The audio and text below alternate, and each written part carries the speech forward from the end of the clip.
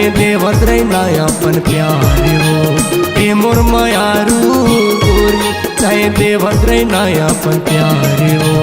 करना तय डिमांड रानी खरीदी हो पूरा बाजार हो। करना तय डिमांड गोरी खरीदी हो पूरा बाजार हो।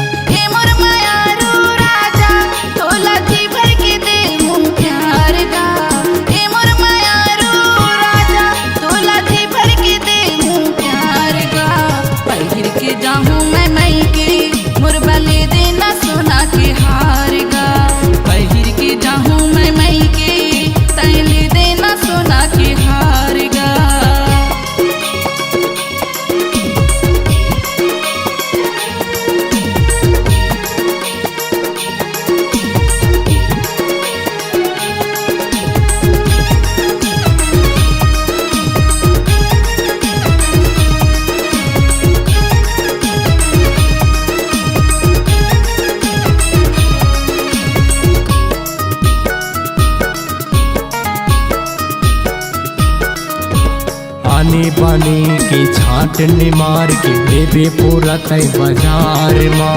बदला माँ बस देवत रहबे अपन अंतास के प्यार ना।